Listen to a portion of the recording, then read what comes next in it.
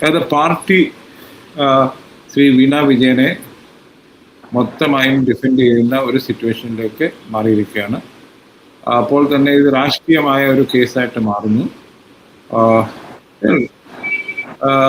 പിണറായി വിജയൻ എന്ന മുൻ മുഖ്യമന്ത്രിയെ, ഇന്നത്തെ ഓപ്പോസിഷൻ ലീഡറെ ഇതുവരെ ക്വസ്റ്റ്യൻ ചെയ്തില്ല എന്നും ഒരു ന്യൂസ് ഉണ്ട്.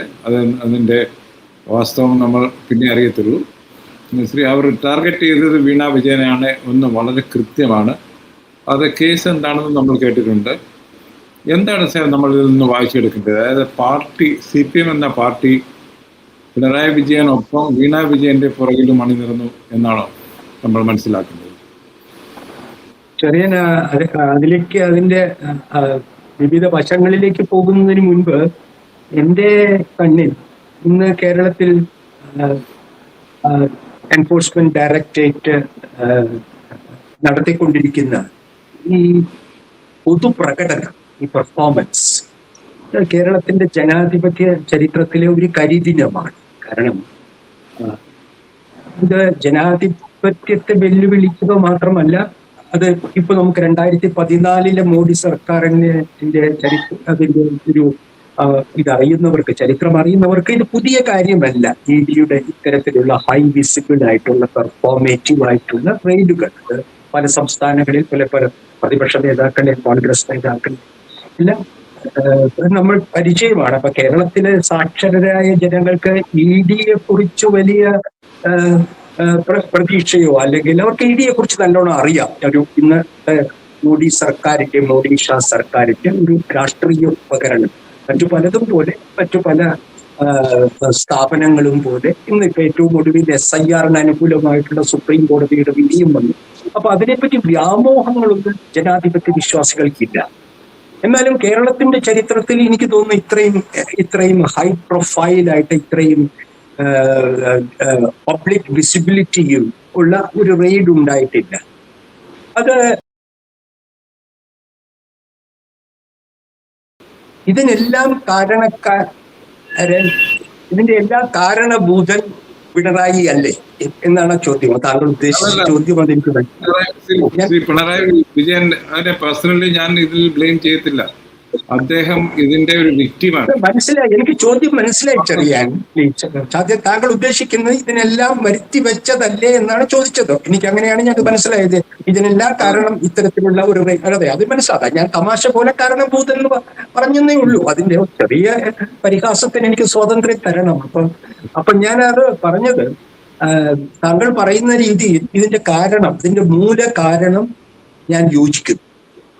അതായത് പിണറായി വിജയന്റെ മകൾ വീണ തൈക്കണ്ടി ഒരു ചെറുകിട വ്യവസായം, ഒരു സ്റ്റാർട്ടപ്പ് പോലെയുള്ള ഒരു കൺസൾട്ടൻസി തുടങ്ങുന്നത് ആദ്യമേ ചെയ്തുകൂടാത്ത ഒന്നാണ് ചെയ്തത്. AKG സെന്റർ പോലെ തന്റെ അച്ഛന്റെ പാർട്ടി ഓഫീസിൽ നിന്ന് അത്തരത്തിലുള്ള ഒരു തൊഴിൽ സംരംഭം ഒരിക്കലും വീണ തുടങ്ങാൻ പാടില്ലായിരുന്നു. അങ്ങനെ തുടങ്ങുന്നു എന്നറിഞ്ഞാൽ സഖാവ് പിണറായി വിജയൻ, അദ്ദേഹം പാർട്ടിയുടെ പോളിറ്റ് ബ്യൂറോ അംഗവും അദ്ദേഹം കേരളത്തിന്റെ മുഖ്യമന്ത്രിയുമാണ്, അദ്ദേഹം അത് അനുവദിക്കാൻ പാടില്ലായിരുന്നു. ഇതാണ് എന്റെ നിലപാട്. CPM-ന്റെ വലിയ തിരിച്ചടിക്ക് അവർ തന്നെ ഇരുട്ടിൽ തപ്പുകയാണ്. അതിന് എങ്ങനെയാണ് ഇതിന്റെ പരിഹാരത്തിൽ? അതിൽ പാർട്ടി സഖാക്കളും ബഹുജനങ്ങളും അതിൽ ഒരു പ്രധാന ഉത്തരവാദി സഖാവ് പിണറായി വിജയൻ ആണെന്ന ഒരു അന്തരീക്ഷത്തിൽ അങ്ങനെ ഒരു ചർച്ച നടക്കുന്ന സമയത്ത് ഇതെന്താണ് ചെയ്യുന്നത്? ഇത് ചെയ്യുന്നതിൽ വേറൊരു പക്ഷേ ഇതൊരു വീരപരിവേഷം കൊടുക്കുകയല്ലേ ഉണ്ടായത് ഇന്നത്തെ ദിവസത്ത്. താങ്കളൊന്ന് ആലോചിച്ച് നോക്കൂ അല്ലെ. ഇതില് ഇന്ന് കിട്ടിയത് പാർട്ടി തളർന്നിരുന്ന പാർട്ടി കാഡറുകളെല്ലാം ഉണർന്നു. അപ്പൊ അതിന്റെ സാർ, അവിടെയാണ് നമ്മൾ BJP-യെ കോൺഗ്രസ് പോലെ എടുക്കുന്നത്. ആ തെറ്റ് നമ്മൾ കാണിക്കാൻ പാടില്ല.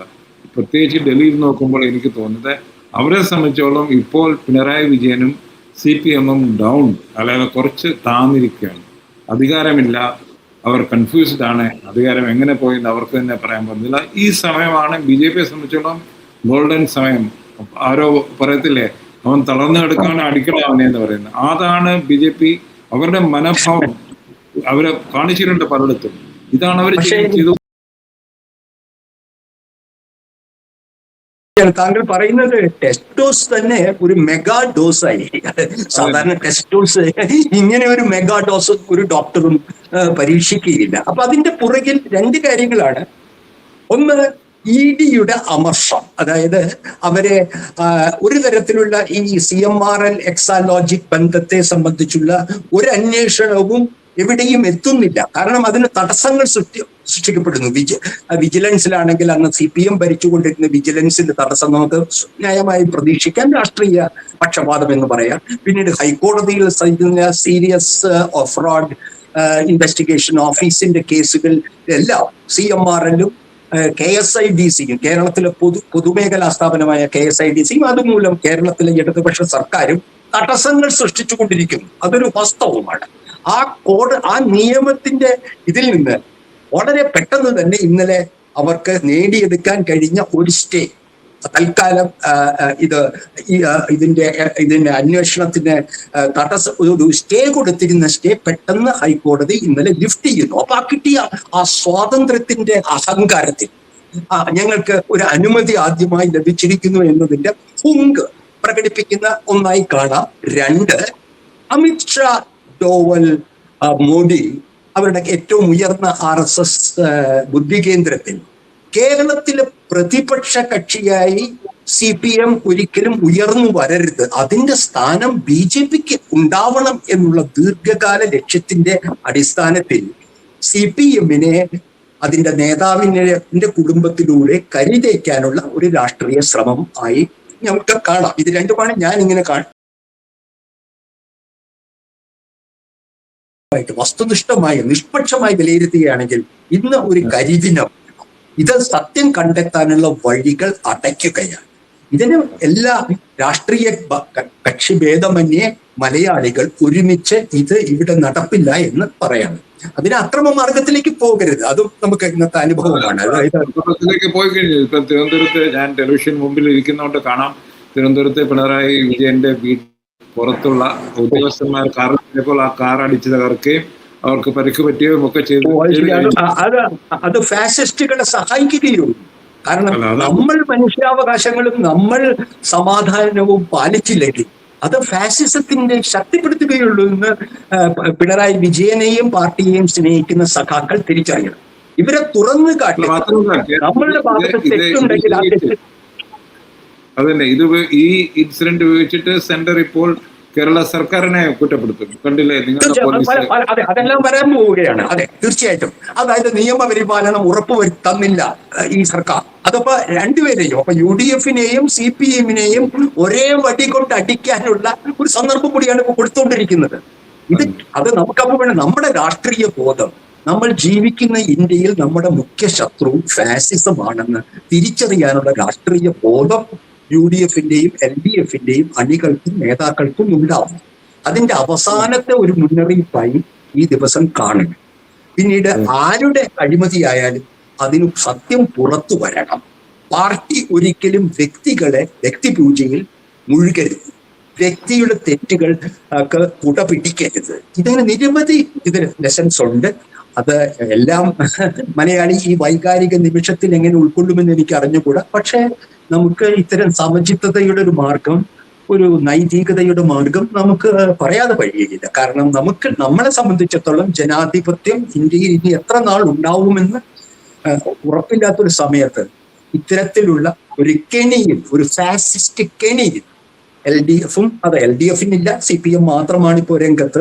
അപ്പൊ അതും താങ്കൾക്ക് അറിയാമല്ലോ. CPIക്ക് വേറൊരു അഭിപ്രായമാണ് ഈ കാര്യത്തിൽ ഉണ്ടാവുന്നത്, അല്ലെങ്കിൽ അങ്ങനെ. അപ്പൊ CPI-യും ജനാധിപത്യ കക്ഷികളാകെ, മതനിരപേക്ഷ കക്ഷികളാകെ ഇതിൽ ആഹ്ലാദിക്കുകയും അരുത്.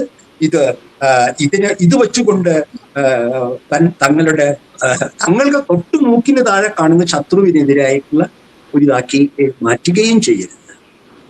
അല്ല, അവിടെയാണ് സർ ഇത് വളരെ സംയമനത്തോടുകൂടി ഹാൻഡിൽ ചെയ്യേണ്ട ഒരു സംഗതിയാണ്.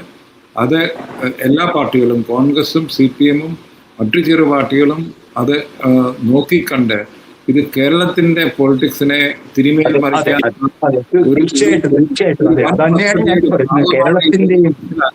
അല്ലാതെ പിണറായി വിജയനെയോ അല്ലെങ്കിൽ വി ഡി സതീശനെ കൊച്ചാക്കാൻ വേണ്ടിയല്ല. ഇത് കേരളത്തിന്റെ ഒരു വലിയ പദ്ധതിയുടെ തുടക്കമായിട്ട് നമ്മൾ ഇതിനെ സ്വീകരിക്കണം എന്നാണ് ഞങ്ങൾക്ക് പറയുന്നത്. അത് തന്നെയാണ് ശ്രീ മാധവൻകുട്ടിയും പറഞ്ഞത്. നന്ദി, നമസ്കാരം.